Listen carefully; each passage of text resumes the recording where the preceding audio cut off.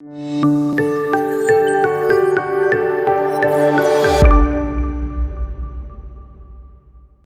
and a very warm welcome to the Bharata First podcast. This is Frank Rausen Pereira doing a reading of C. Rajagopalachari's Mahabharata.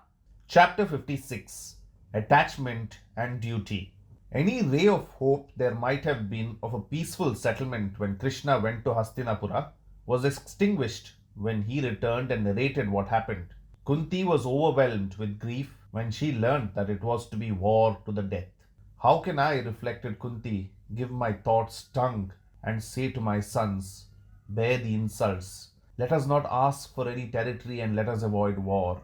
How can my sons accept what is contrary to Kshatriya tradition? At the same time, thought she, what can be gained by mutual killings in the war and what happiness attained after the destruction of the race? How shall I face this dilemma? Thus was she tormented by the prospect of wholesale destruction on the one hand and the claims of Kshatriya honor on the other. How can my sons defeat the mighty three combined, Bhishma, Drona, and Karna? They are warriors who have never yet met defeat. When I think of them, my mind trembles. I do not worry about the others. These three are the only people in the Kaurava army capable of fighting the Pandavas with any hope of slaying them. Of these, Dronacharya might refrain from killing my children from either love or unwillingness to meet one's own disciples in battle. The grandsire will certainly not want to kill them, but Karna is the Pandavas' chief enemy. He is anxious to please Duryodhana by killing my sons. Karna is a great man at arms. As I think of him engaged in battle against my other sons, my heart is consumed with agony like a faggot in the fire.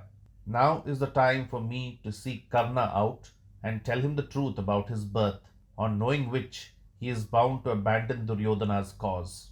Tormented by these anxious thoughts about her children, Kunti went to the banks of the Ganga, where Karna usually offered his daily prayers. Karna was there at his devotions. Facing east and with uplifted hands, he was in deep meditations.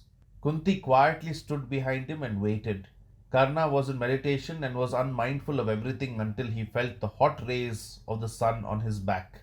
His prayers over, Karna looked back to find Kunti standing behind him and holding the hem of his upper garment over her head to shield it from the burning sun. That Pandu's queen and the mother of the Pandava princes should be there, waiting patiently for him to finish his prayers, filled him with great confusion and amazement. The son of Radha and the chariot driver Adiratha bows to you. I am at your service. What can I do for you, O queen? Asked Karna, according to the established forms of respectful address. Karna said, Kunti Devi, you are not Radha's son, nor is the charioteer your father. Do not think that you are a man of the chariot driver's caste. You are Surya's son, born out of the womb of Pritha, of royal blood, otherwise known as Kunti. May good fortune attend you. She then narrated the story of his birth. You who were born in full panoply, with armor and golden earrings, said Kunti, not knowing that the Pandavas are your brothers, have joined Duryodhana and have come to hate them. To live in dependence on the Dhritarashtra's sons does not befit you. Join Arjuna and be one of the kings of the realm. May you and Arjuna put down the wicked. The whole world will be at your feet. Your fame will reach far and wide, like that of the brothers Balarama and Krishna. Surrounded by your five brothers, your effulgence will be like that of Brahma among the gods. In perplexing situations, one must do what gives satisfaction to loving parents.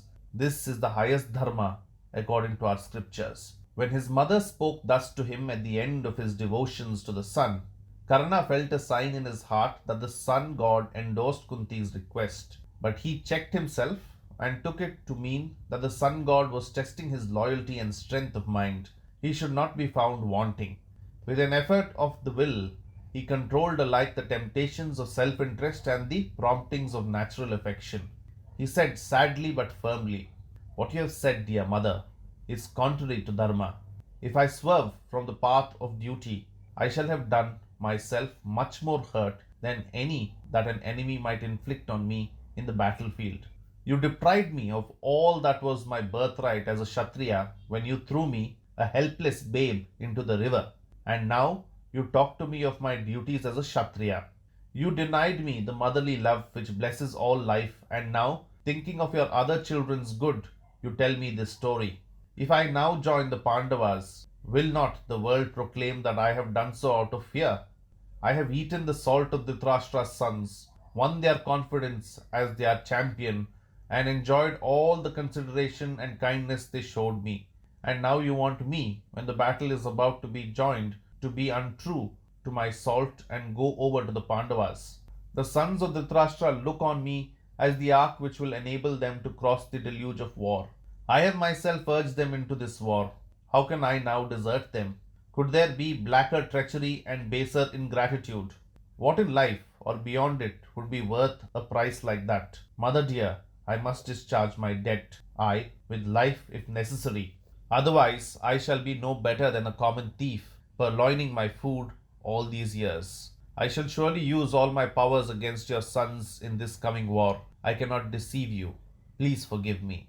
But yet, continued he, I cannot have my mother plead completely in vain. Part with Arjuna to me, either he or myself must die in this war. I will not kill your other sons, whatever they may do unto me. Mother of warrior sons, you will still have 5 sons. Either I or Arjuna will survive this war, and with the other 4 sons, you will still have 5. When Kunti heard her firstborn speak thus firmly, adhering to the Kshatriya code, her heart was full of tumultuous and contrary feelings, and, without trusting herself to speak, she embraced him and departed in silence. Who can go against what has been ordained? She thought. He has at least offered not to harm 4 of my sons. That is enough. May God bless him. And she returned home. That's it in this chapter. This is Frank Rausen Pereira signing off. Do like and subscribe to the podcast and also do the same on YouTube along with hitting the bell icon. Please follow Bharata First on Twitter and Instagram as well.